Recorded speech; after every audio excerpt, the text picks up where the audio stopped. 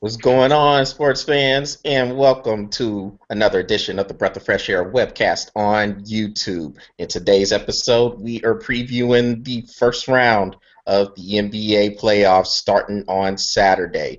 So I am Charles Taylor, and I have a couple of people to help break down action with me. Say what's up to the people there, Patrick. What's up, everybody? And we have our special guest returning to the show, Stan Franklin. Say what's up, Stan. What's going on, everybody? I'm back. Yes, sir. Good to have Stan back with us. Well, I guess we can start with the Western Conference. Looks pretty cut and dry, if you ask me, with a lot of these matchups. So we'll start with the defending champion Golden State Warriors, who just got done completing a record-setting regular season where they won 73 games, breaking the record of the 95-96 Chicago Bulls. Dude, hold up. All right, dude. ESPN and their non-biased asses, dude. They have a nothing but Seth tab on their website. ESPN be bullshitting, dude. What? What's the problem with that, man? The dude's hot right now. Yeah. They're supposed to be non-biased, man. They're supposed to be unbiased, dude. Well, Patrick, it's ESPN. Yeah, okay. Take it for what it's worth, Patrick. But yeah, you knew that was coming. He's gonna win. He's gonna be the second, or he's going to win his second straight MVP award. I don't think there'll be any complaints there or any disputes there. But as for the playoffs, they are facing the Houston Rockets in the first round in a rematch of their Western Conference Final Series a year ago, where the Warriors won 4-1. Now, I'm pretty sure, very confident as a matter of fact, all three of us have the Warriors winning this series. So, I will just ask, can the Rockets get a game in this series? What do y'all jump in? It doesn't matter. I'll let you go first. Can the Rockets get a game? My first question is, or my reply to that is Steph Curry 20 points before the first quarter was over. They can't stop that, dude. I mean, he's on fire right now. He would have to come out and just be non-existent, or anyone else in the supporting role be non-existent for them to have a chance as first. I think they just go ahead and sweep them and take that break till the next round starts. I just don't see anything else happen for the Rockets. What about you, Patrick? What kind of question is that? What do you mean? What kind of question is it? I'm not going to ask you, do you think the Warriors are going to win? No. Do you think they can get a game? That's about the next best question there. So I'm assuming you're saying no. Look. All right. Here is my response to that question. Steph Curry, dude. That's the same response Stan had. That's the only response. I mean, what can you say? Response, man.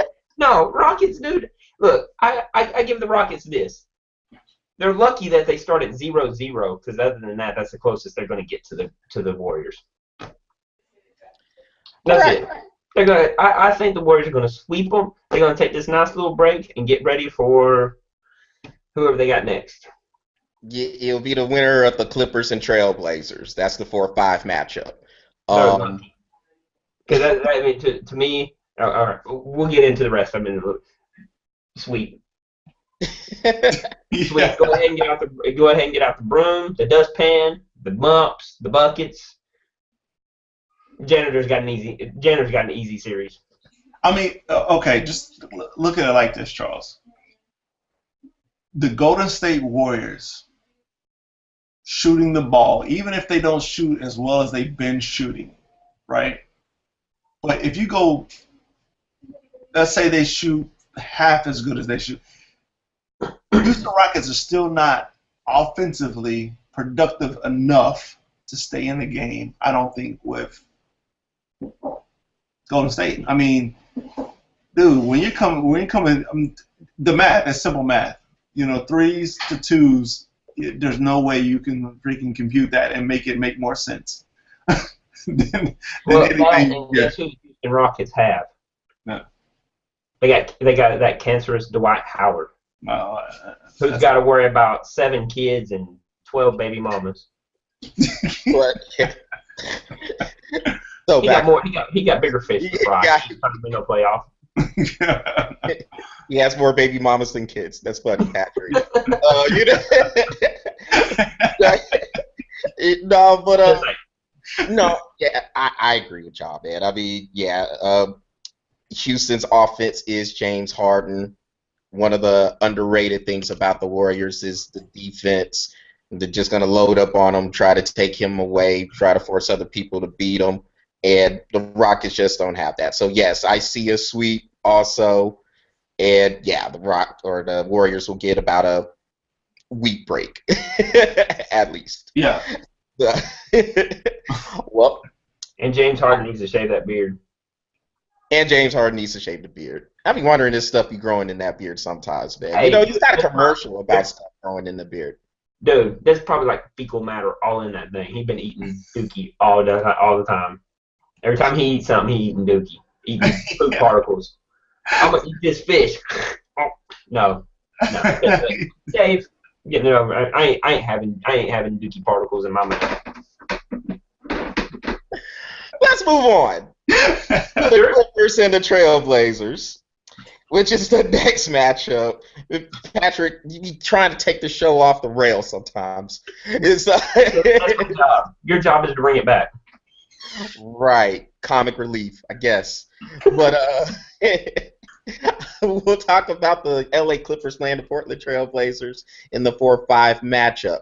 Now, this matchup, I think Portland could get a game or two in this. Okay, I think the play of Damian Lillard and C.J. McCollum in the backcourt, they can get hot and can get a win or two on the home court.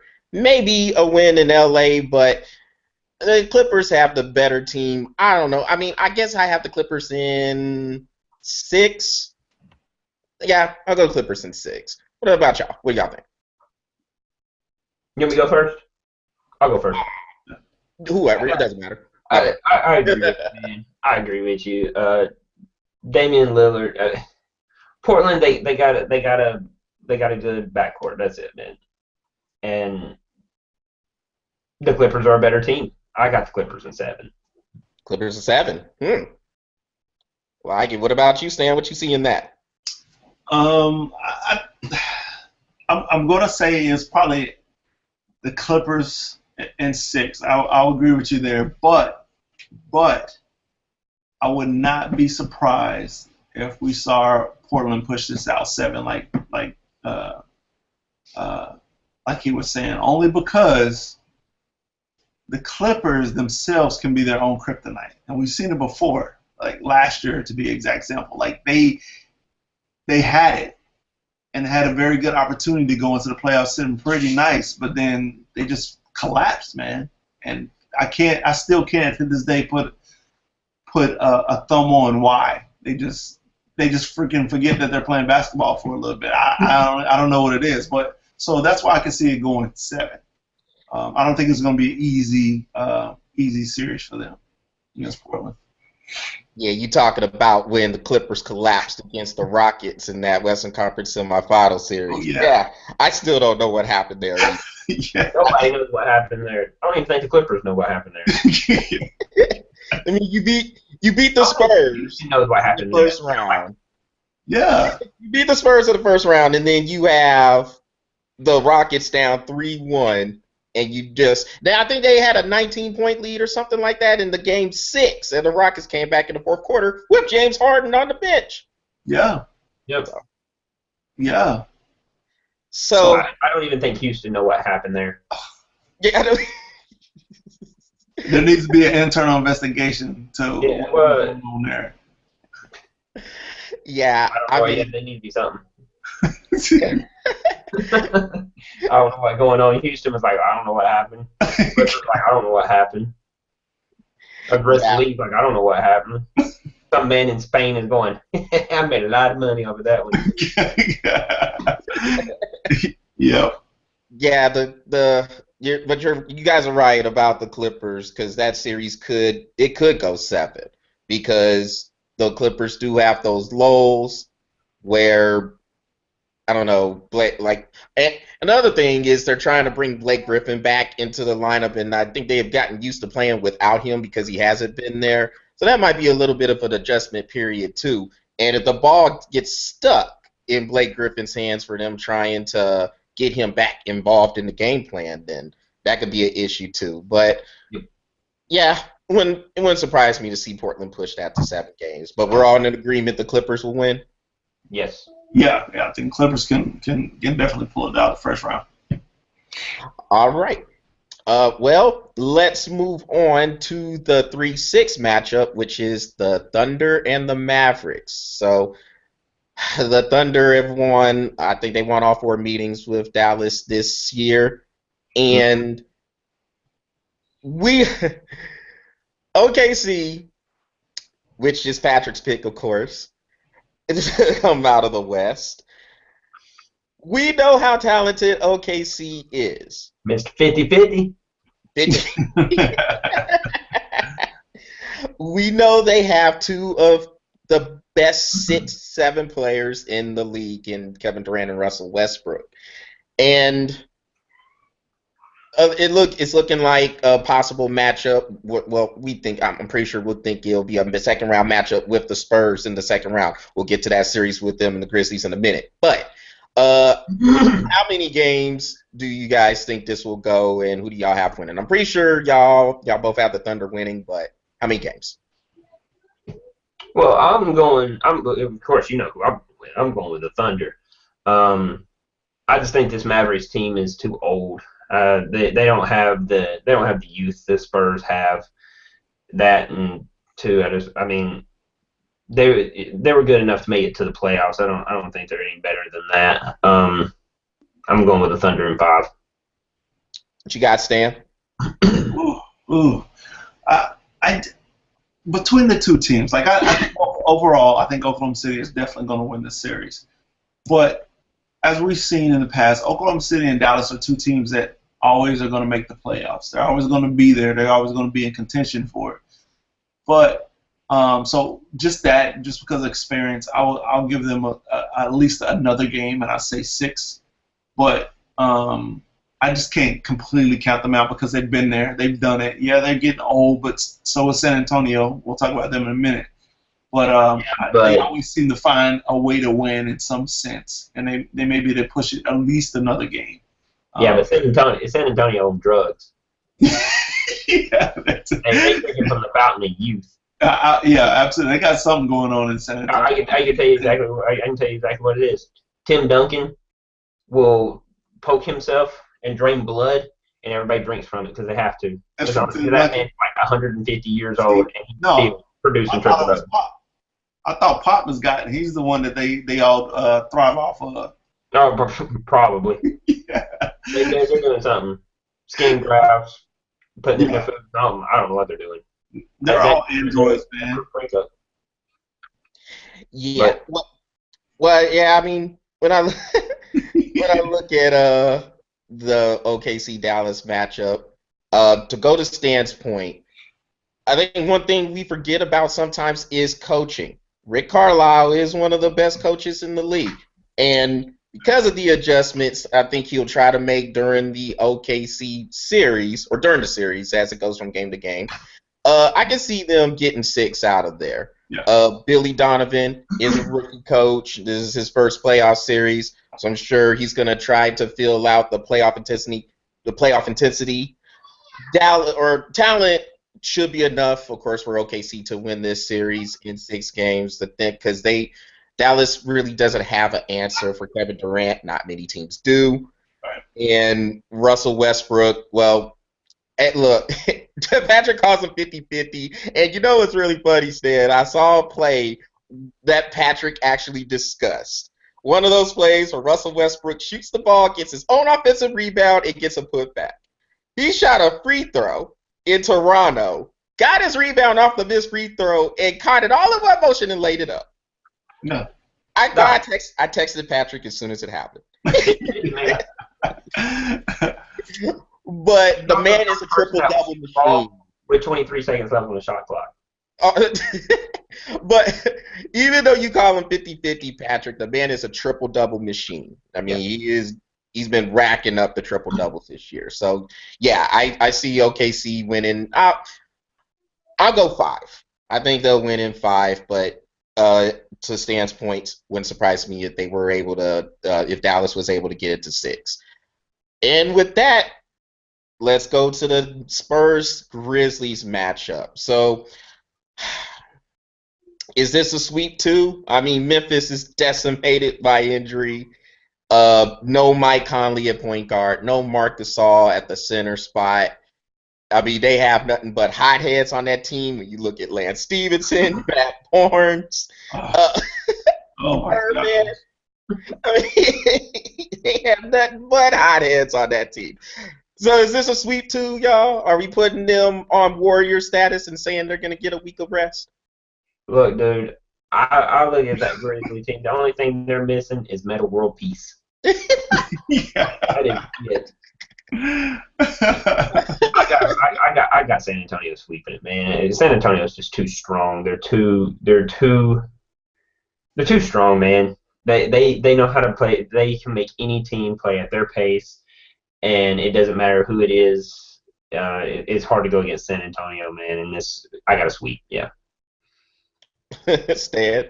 Oh no, I definitely agree. Memphis is very lucky to be sitting at 7 coming out of the West. No, they're not. They're fighting for 8th with Houston. Houston's well, I mean, and then you're talking about Houston. I mean, come on. That's what I'm saying. They're very lucky to be at number 7. Because they easily could have been 8 and then, or not even in.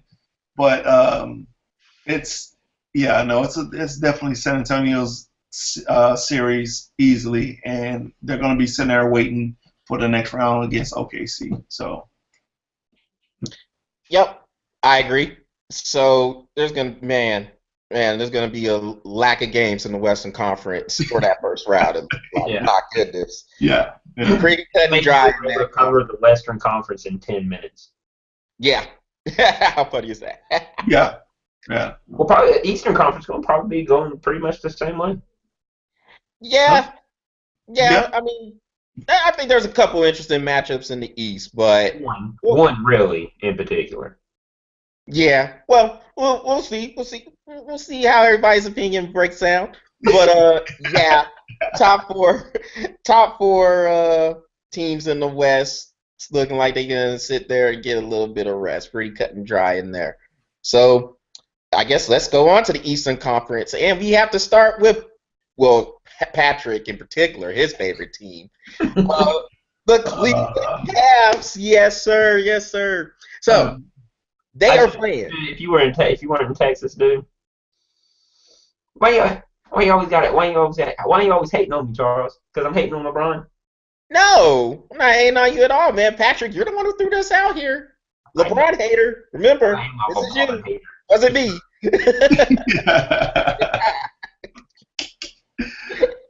What would you call it then? What would you call it? Who, me or Patrick? No, Patrick. What would you call it since you're not a LeBron hater? Oh no, I'm a LeBron hater. Flat out, dude. I'm a LeBron hater. I don't like him.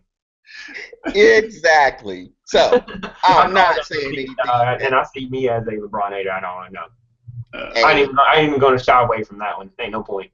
There you go. That's what I'm talking about, Patrick. I'm not going to say anything that ain't factual. But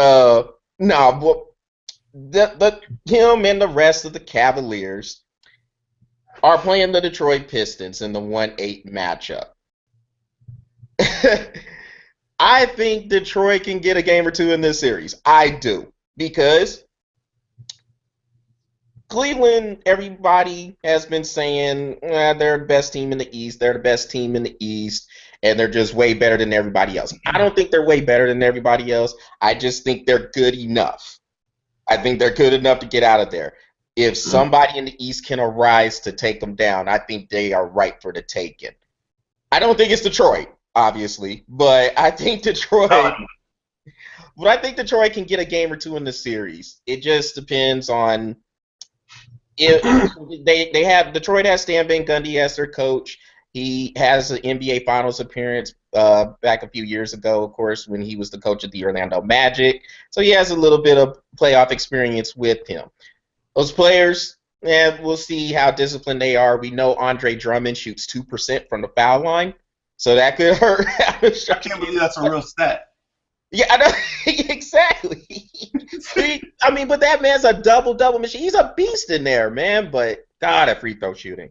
Reggie Jackson, very nice point guard. He picked up Tobias Harris in the trade deadline from Orlando to help out in the inside. Detroit has a squad, but I have Cleveland in 6. I maybe 5, but I have Cleveland in 6. What do you guys have?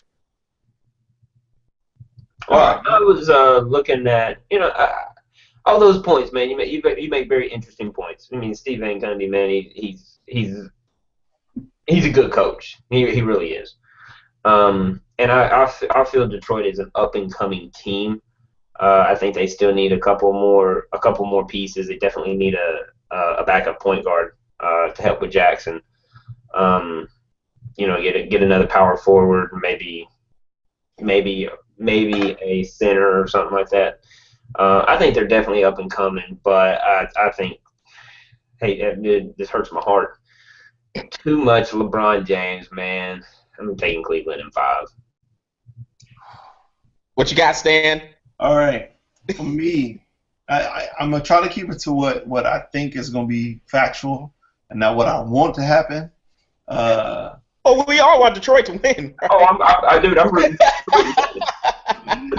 No, so this is what I think is going to happen. I think Cleveland's going to win it, obviously, but a couple of factors here. I think it's more so Detroit as the number 8 seed. Their job is to beat them up this first round, man. Like, they know what they're fighting for right now is not to win this series.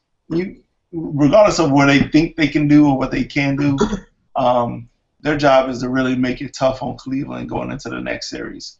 That's what they're here for this year. That's it. And hopefully they get that and they do their due diligence to everyone else and just beat them up to come out of this series. What I do know about LeBron is that he can get his team to the Eastern Conference Finals. He can get this team to the finals. He can do that himself, but he can't win a finals himself. So with that being said, and with all the drama they got going on, I can see them not making it out of the East. Like, I can see this first series being complicated for them because I don't think they got it together yet.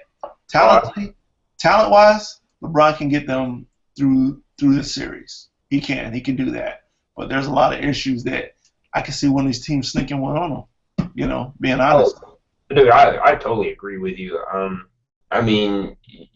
The game plan against LeBron James doesn't change.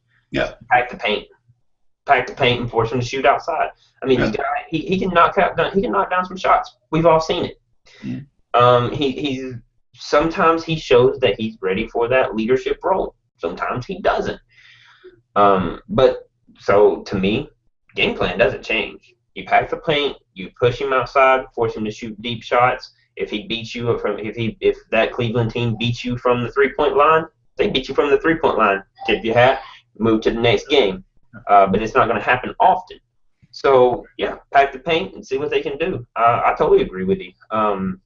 If my matchups come right, I'll talk about it here in a little bit. I probably don't have Cleveland coming out of the East. Yeah.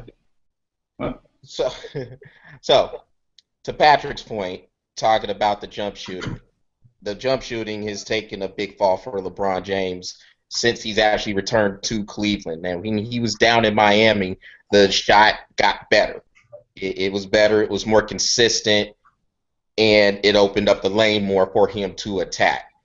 Now he's back in Cleveland. That jumper is looking flawed. It's looking flawed. So yes, now you to Patrick's point, you pack the paint and force him to beat you with jumpers. If he's not getting to the foul line, and if you really want to go more deep into it, Kyrie Irving, for that matter, he doesn't have the most consistent shot. So if you got, so if you can pack the paint and force him to beat you with jumpers, yeah, definitely you tip your cap to that if that happens. To Stan's point about the Cleveland maybe not coming out of the East, like I said, man, I mean they're ripe for the taking. The question is, what team? What team do you guys see in the East? In the East, we don't think they can beat Golden State or San Antonio in a series. I'm sure we all agree with that, especially particularly Golden State. But what team in the East do you guys see rising out there? Now, okay, before you go, Stan, and I'm gonna go straight to you, Stan, because I already know what Patrick's gonna say, and I already know he has Atlanta coming out of the East anyway. So, what team do you have? What team do you have that or what team do you see that has the best chance of dethroning Cleveland in the East? So I wouldn't if it wasn't for the other day, the last games, I probably wouldn't have this perspective.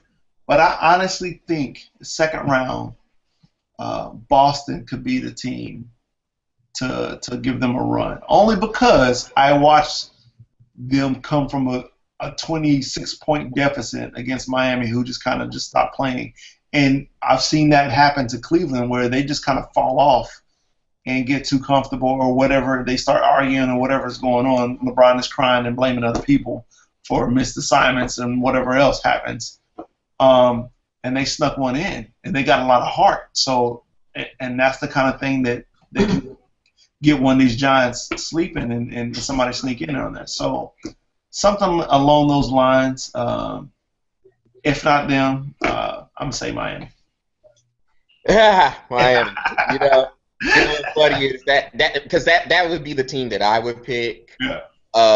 That has the best chance to beat Cleveland because they are familiar with LeBron. They kind of know how he operates.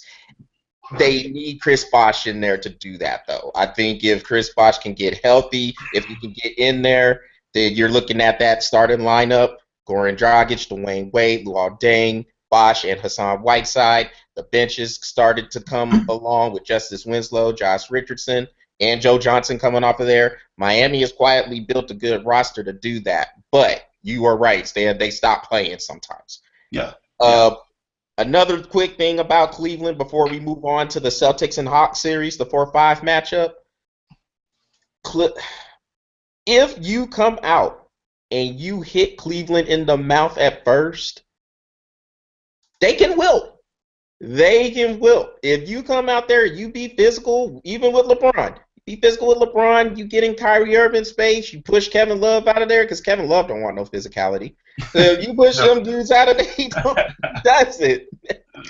The man's name is Kevin Love, of course. No, he doesn't. And so if you can be physical with them, then you can start to get into their head, and then you have to survive that LeBron run. You know LeBron is going to get on a push where he's going to try to take over the game. And so if you can survive that, Cleveland can be got. I agree with y'all. They can be taken out of the East. It's not so much they are better than everybody else. They're good enough. It's like they're winning by default. Well, Patrick might disagree. But to that point, let's talk about this Celtics and Hawks series. And this, to me, is probably the best. It's probably the best first round series we have right now, in my opinion. Absolutely. I'm sure we will touch back on Cleveland in a minute because we always do, so it's cool. We'll come back to them. But yeah, this Celtics and Hawks, I can see this going 7 games for sure. I think they're very evenly matched. I like Boston's grit with those small guards they have. Isaiah Thomas, Avery Bradley. You have Evan Turner coming off the bench. And the big dudes, Jared Sullinger and Kelly Olynyk, they've been playing well for them too. They're going against this Atlanta team. Jeff Teague, at the point, starting, he has returned to the form that he had pretty much all of last year. He played some very good ball. toward the end of this year. Kyle Korver looks like he has his shooting stroke back, and Paul Millsap and Al Horford holding it down on the inside. The small forward spot for Atlanta, which it looked like there might have been a void when DeMarre Carroll went to Toronto. Kent Bazemore and the other dude, Thabo Sefolosha, they kind of combined to solidify that small forward spot a little bit. This is a very evenly matched series. I have the Hawks in 7. That's what I have. I have the Hawks in 7. I think this goes 7. So, what do y'all have? What y'all got? Well, I know what you got, Patrick. What's your breakdown of it? Oh, okay. Well, look, like you said, this is the best first round series, hands down. I like Atlanta in this, and this is not just because that's my team. I like Atlanta in this because experience, playoff experience. This is a young Boston team. I think that this is going to be a great opportunity for them to get a taste of playoff. I know they got a few players on there that have played in the playoffs, but a majority of their team is inexperienced and young. I got Atlanta in 6. I was in there last year, Patrick. They got swept by Cleveland, and most of them were on there. Yeah, that doesn't count. Oh, okay, that doesn't count. All right. You got to go down in the first round anyway, so, I mean. I think, but this is more of a complete team. They understand how each other play now. Last year, they weren't as complete, and they weren't meshing the way they wanted to mesh. This team started meshing very early. They picked up a few people that put that team into a high playoff bid. I mean, don't get me wrong. I probably have Boston going deep next year. I think Atlanta has got the experience to handle Boston, and I got them in 6. What about you, Stan? For me, I agree with you guys. I think this is probably the best series, and I'm actually really, really excited for it. You guys might not know this, but for a few years now, man, I've been talking up Atlanta. I had like really high expectations for Atlanta for a few years now, and I think we're starting to finally see what they may have, man. This is definitely, this first round against Boston is really going to be a good check for them. Talking again last year, obviously that was a little much for them going into the playoffs, but I think this year is going to really be a true test to where they're at as a ball club, and I think they can pull it out. I would give them 6 on this, but again, I think that if Boston was able to pull this out, it goes 7, and they'd be able to knock them out. I think that they would have a good time or a good chance against Cleveland. I don't know so much how Atlanta would match up against LeBron and Cleveland the next round, but I could be wrong. I just know what I see out of what I've seen out of Boston. So. Dude, they're a fantastic team. Yeah. I just think they have most experience. I don't even think they need to make really good trades next year. I mean, coming back with this team right here, they're going to make a lot of noise next year. And I think, like you said, this is their true test to see how Boston really matches up against playoff basketball. Right. Last year, it was just kind of unfair. I mean, they were young, no leadership role. Nobody stepped into that role, nothing. And then they go in and play Cleveland. I mean, that's just hard. Now they have somebody that's in that leadership role. Now they have a team that is meshing good in the NBA. I like this team next year. Charles, you know this. I picked them earlier in this year. This was my dark horse. I was a Boston fanatic with my dark horses this year. Boston is a good team, and they're going to be a fantastic team come next year. But this is their test. This is where they're going to play to find that one piece that they need to push them over the top. This team is going to be dangerous next year. And I love both of the coaches for the teams. Brad Stevens to me is brilliant for Boston. And then Budenholzer for the Hawks coming out of that Greg Popovich tree. He's a good coach. He knows how to make those adjustments, those checks. I just think it just kind of comes down to some matchups, man. I think Millsap and Horford will be the difference in this series because I think Jeff Teague and Isaiah Thomas, I think they cancel each other out. I think that those two dudes they'll just continue to trade off baskets. I think they're They're the both, same exact player. huh? They're the same exact player. Hell, I think they even get put up the same exact numbers almost. Yeah, I mean, you're probably right about that. Well, Yeah, I mean, so I think yeah, they're about the. I think the backcourt kind of cancels each other out, and I do think Millsap and Horford will be the difference in there. Get a little bit more out of the front court than what Boston gets out of theirs, and yeah, I think Atlanta does move on to play Cleveland in the second round. Uh, let's go to the 3-6 matchup. This one's kind of interesting to me also. Miami and Charlotte. Charlotte has been playing some pretty good ball here down the stretch. Kemba Walker, man, is an underrated point guard. And this man, no, he's not afraid of any big moment. This man, he just plays, he just balls. And Mm-hmm. then getting Al Jefferson back in the post, that's what makes this series pretty pretty intriguing to me. Now, I don't think it's as intriguing as the Celtics and Hawks series, but I do think Charlotte can make some noise in this series. I have Miami in 6 because I just think the overall depth of the starting lineup, uh, Dwayne Wade and his experience, along with Hassan Whiteside's inside play, just being the intimidator in the middle, blocking shots. I just think it'll be a little bit too much for Charlotte to overcome. So I have Miami in 6. What do you have, Patrick? I like your pick. I got Miami too. But it starts with Dwayne Wade and Chris Bosh. A healthy Chris Bosh, I think this goes in 5, Miami. If they're setting Chris Bosh and Dwayne Wade needs rest, this can easily go into a 6 game. But I think it starts with D Wade and Chris Bosh, man. Depth, just too much. There's too much Miami. And now that they got Joe Johnson, I mean, it's too much Miami. So I got Miami in 5. Joe Johnston has fit in perfectly on that second unit too, man. Yeah. Perfect. I mean, the dude has made more shots in this second unit than he did any time in Atlanta. This man is phenomenal where he's at right now, and that was the best addition to that Miami second unit. So Miami in 5.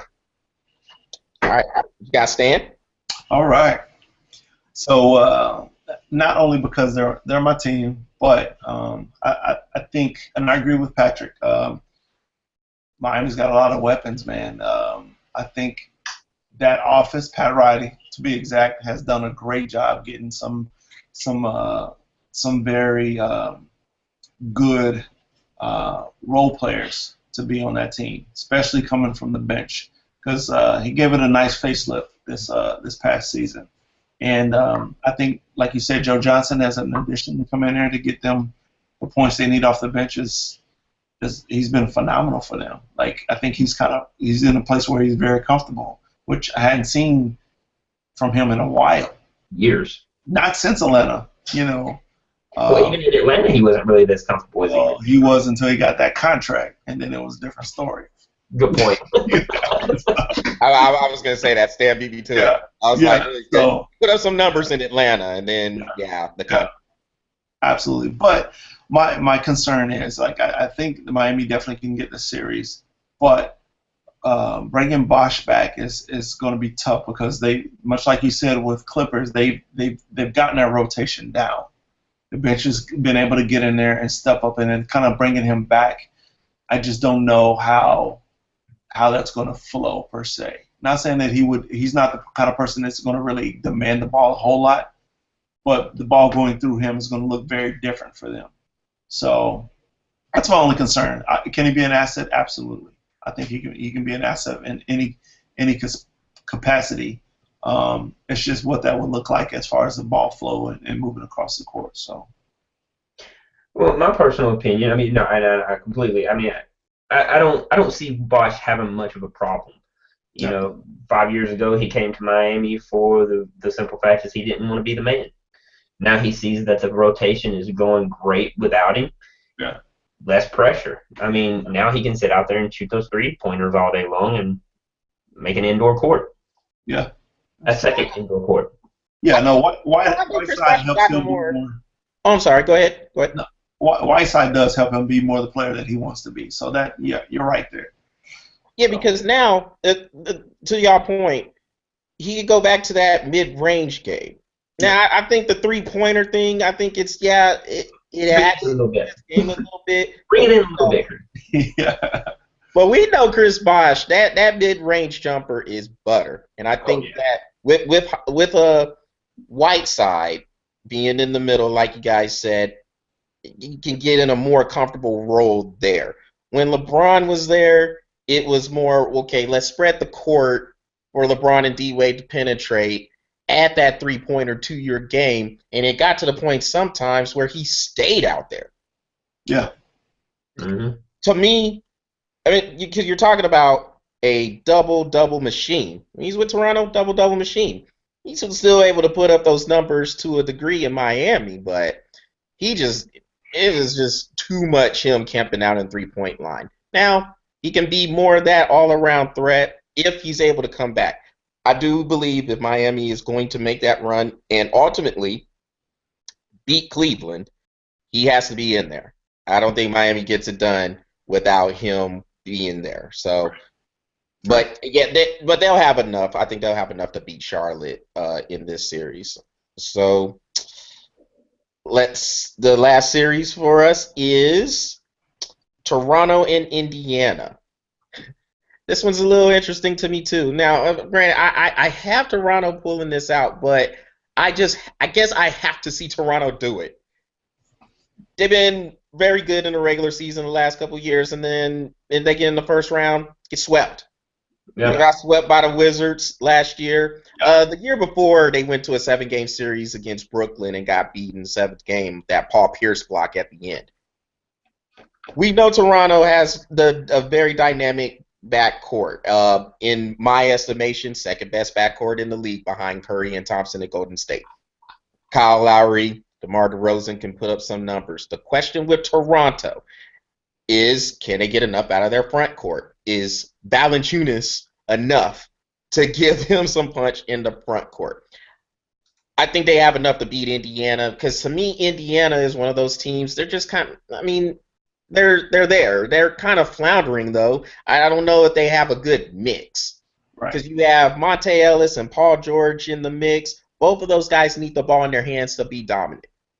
And then you have Miles Turner, who's an up and coming guy in the inside playing with Jan Mahimi. I like those players in there. But yeah, between George and Ellis, you don't know which guy is going to be the ball dominant. And neither one of them, I don't know what you guys think. Y'all can correct me if I'm wrong. But neither one of those dudes played well without the ball, in my eyes. Like Yeah. they have to have the ball in their hands. Right. So because of that, man, I think Toronto will pull this out. I think they will get it done in 6. It might go 7, maybe. But if it does, it's just because they're not getting enough from the front court to help out Lowry and DeRozan. What do you guys think? Stan, you go ahead and go. No, I think I agree. Toronto was one of those teams for me too that I had really high expectations for, and now they just kind of slid in on us at number 2 this year. It's kind of like, okay, all right, we might have something this year, but then again, it's like, what are they really going to do when it comes to the playoffs? You know what I mean? Like I see that you're number 2 and you came out of the East, but you're talking about an East where you had 4 of the 8 teams tied, for record, and we're just trying to figure out where they're going to go. So it's like, where are you really going to do when it comes to producing in the playoffs? And Portland, again, like you said, they have no identity right now. So I think they give this one to Toronto. I think Toronto can definitely have this series fairly easily, five games. only because Indiana doesn't know who they're going to be. They don't have an identity right now. So, yeah. I'll say Florida will win. This one doesn't even matter. This series doesn't even matter. I mean, whoever wins, they're probably getting swept in the next round. So Patrick, so to that point, now I'm gonna bring up something you told me a few days ago. Now you said the winner of the Toronto Indiana series might get swept in the next round, right? I mean, don't get me wrong. I know exactly where you're going. Toronto could. I said Toronto could come out of the East. So did that change in the last couple of days? Yeah. I actually watched them play. Oh, dude. I have not paid attention to one game, and you know, in the past 3, probably a little more than that, probably the past 5-6 weeks. I'm watching spring training. I'm getting ready for baseball because that's my sport. Right. Well, I watched these last 2 games that Toronto had. They got 2 good players. I was telling you that all year. I know, but it didn't hit me. And so I watched it and I was like, oh my God, Charles is absolutely right. They got 2 players. The rest of them are just a bunch of ass monkeys. Yeah. But so with that said, Indiana's no better. Like Stan said, they have no identity. They don't know what they're doing. They don't have a true leader. Yeah. So flip a coin, man. This series doesn't even matter. I mean, I'm gonna roll with Toronto, but I'm gonna go with Toronto in 7. Whew. And see, Because both teams suck. I mean, all they're gonna do is just shoot a bunch of freaking shots. I mean, these games wouldn't surprise me one bit if it's 69-72. because of the bad shooting percentage. And see, Yeah. and see, Patrick. Now you know why I was a little upset at Toronto when they didn't do anything at the trade deadline. Because going back to Cleveland, I told you we would get back on Cleveland for a little bit. They're right for the taking. They're right. And If Toronto crap to even match this team at all. The only 2 teams that did, Boston and Atlanta. And Miami. But see, if Toronto in the trade deadline, if they would have got them a front court player, and it don't even have to be a guy who they can throw it down to in the post. If it was like a DeAndre Jordan type of dude, a guy who can get a double-double with effort. No, they don't have the tall Clippers. baboon. Huh? All they need is a tall baboon. Because the Clippers don't really run any plays for DeAndre Jordan except for alley oops and come off the pick and rolls and he runs to the rim and he dunks it. And he gets 18 and 16 off of activity. Mm-hmm. He's capable of getting those numbers just off of activity. That's all the intimidator inside. If Toronto has somebody like that, I think they could challenge Cleveland. I think. I would think. But they don't have nobody besides in the backcourt. Nobody. Dude, I watched those last 2 games and I was like, this is freaking pathetic. I've seen exactly what you've been saying for the past 2 years with that team. I was like, I ain't paying attention to them. They're from Canada. I don't want to watch that crap. I watched it 2 games. I was like, oh my God. They're horrible, dude. I'm surprised they're even second right now. So, Patrick, all that time, what did you see in them if you weren't paying attention to them to say they could come out of the East? I wasn't watching them at all. I was just Who are you going off of? I was just looking at stats and stuff like that. Oh, Patrick, you got to have an eye test there. I know. I know. When it comes to you, I know, man. I was like, you know what? They're putting up good numbers, man. But then I started watching them. I was like, these are lucky numbers. It's like, how we always said. I talked about Kevin Love when he was back in Minnesota.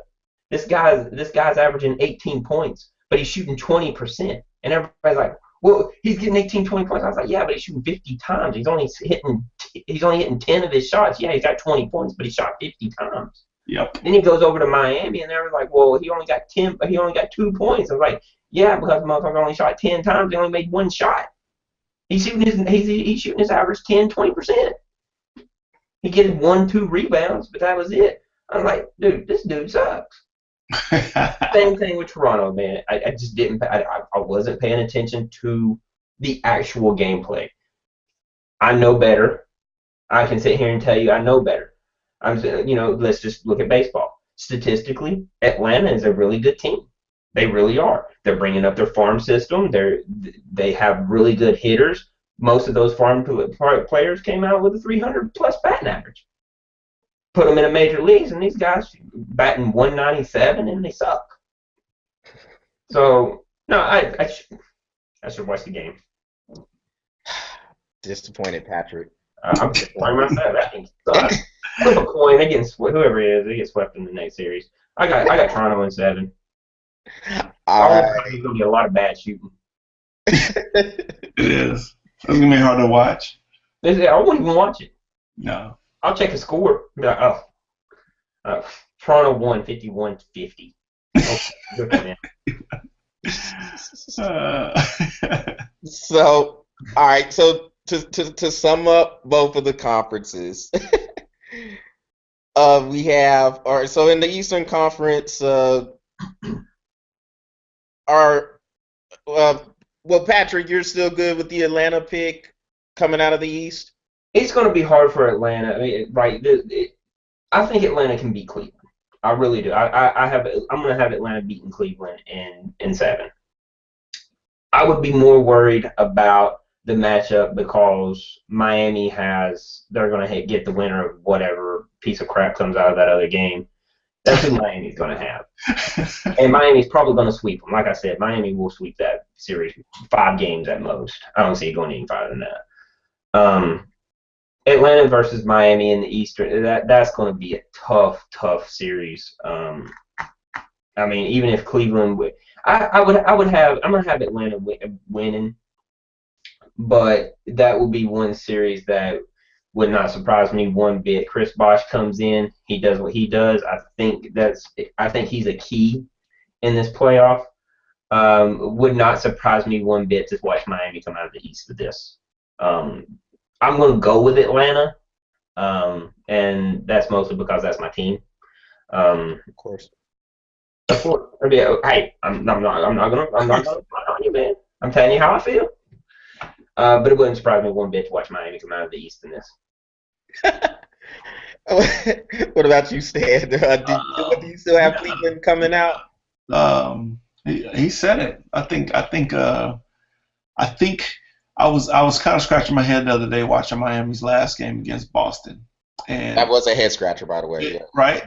And they just stopped playing. They didn't put Whiteside in the whole second quarter, and they just kind of just shooting the ball. I was like, that makes no sensible sense at all. Like, but then I got to thinking, I was like, man, these guys, maybe, and this is just me being a hopeful fan, maybe they knew what their bottom rank was going to look like if they didn't have to play Boston. Because look, they won't have to see Cleveland potentially until the final, right? Mm-hmm. So if that was the case, you're looking at Charlotte, which I'm going to give them the win, and then, like you said, Toronto, Indiana. I think they can take any one of those regardless. And then you're in the East against, hopefully, a team that took out Cleveland. So, I mean, odds for them would look really good. Mm-hmm. And if they do see Boston again, let's say Boston comes back out and they do what I thought they may be able to do against Cleveland, luckily, just by some miracle, since they are so young, it'll be a great final series for them for the East. And I think that you would see a team that actually played a whole game, a whole series, opposed to what we saw the other night. If it was Atlanta, like he was saying, Patrick was saying, it will be a tough series. I don't think it would be an easy rollover if it was them coming back to Atlanta. Just because, like I said initially when we first talked about the East, I've always had high expectations for Atlanta, and I think they're on the cusp right now to do something, and that's why I would see them probably in the finals in the East against Miami. So. I don't know about you two in these homer picks. Shoot. No, I'm playing. I'll just say it. Wait until you hear who comes out of the West, Stan. Oh boy. Talking about homer picks. Oh boy.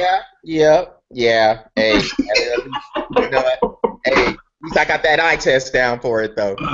You guys, no, but yeah, well, yeah, all right, yeah, y'all right. I'm from San Antonio, so yeah, but I just call it like I see it, Charles. Yeah. nah, you're right. Look, man, hey, eye for an eye, eye for an eye. Hey, But real quick, man. We probably got about 10 minutes, man. This ain't gonna cut us off. have we been down that long? Damn. Yeah. Time flies when you're having fun. Well, Yeah. all right. Not well. Real quick, man. Yeah, like I said, man. In either case, I hope you guys are right, man. I do because I really don't want to see Cleveland come out of the East. I don't think they're all that good. I think this is a cancerous environment because LeBron has kind of made it that way. Yeah. And I don't know. I mean, I would like to see a team in the East arise. I just don't know if we're gonna get that. At least for a series. You might be able to get 2 games, maybe even 3. I just want to see if a team could do that. I can't quite put that on any of those other teams in the East. So unfortunately, I still have Cleveland coming out of the East. I know. Rough. My heart hurts. It does. It's hard. Well, before we wrap it up, man, let's talk about this Western Conference. So all 3 of us had different picks, as Patrick so brilliantly pointed out. I have the Spurs coming out still, and I'm still good with that pick. Stan, I know you don't see anybody touching Golden State. I don't, but I still don't. Yeah. I don't, man. Them dudes are balling. Like the numbers, just the numbers. If you're not shooting the ball like they're shooting, 2-pointers are not going to cut it. It's just not. You got to be able to shoot the rock, and who's shooting the rock? Who is? And it's not just one person on their team, so that you can't just say, okay, what if that person get cold? Because they got shooters all over the court. Yeah, they do. So Thompson is just as explosive. Because, I mean, people forget he holds the record for most points in a quarter. I mean, 37 points in 1 quarter. So, I mean, if people are like, well, the defense, and I'm like, but they forget their transition is just as cold. Mm-hmm. Their transition, man, when they get a break, they're moving. Yes. So I don't know, man. They're on some octane over there. So I don't know what's going on, but they're rocking and rolling. And Patrick, are you still good with OKC? I want to be. I really do. But playing San Antonio and then turn around and playing Golden State, that's too much, man. I mean, for that team, it's just too much. They need more players. They need more umph. Right. I mean, I'm gonna have to. I hate to do it, but I'm gonna have to change my pick, man. I just don't think Kansas City or OKC has. I just don't think they have what it takes to beat either one of those 2 teams in a series now. San Antonio is far better than I expected them to be. I thought maybe that age coming back was going to slow them down, and they didn't do anything but speed up. And I'm surprised at how well San Antonio came and played. I mean, they quietly was behind Golden State with only like 13 losses, dude, on the season. It's every year. Yeah, I mean, but dude, it's just Popovich knows what the hell he's doing, and at this point, I can't question that anymore.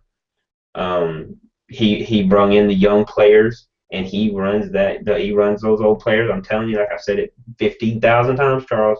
He wheels Ginobili in, Parker in, and Duncan in on a damn wheelchair. They go out there, they'll throw up 50 points together, 17, 30 rebounds, then he get right back in their wheelchair and he rolls them right back out. And, you know, Leonard getting that major deal has pushed his level of play through the freaking roof. Yeah, he's a every year. every He's year. improved every year. It's like it amazes me how much that man improves every year. It's like you can't get any better than Kawhi Leonard, and then fucker, that dude will go out and get better. And I mean, he's just consistently getting better. I got San Antonio coming out of the West, man. Now.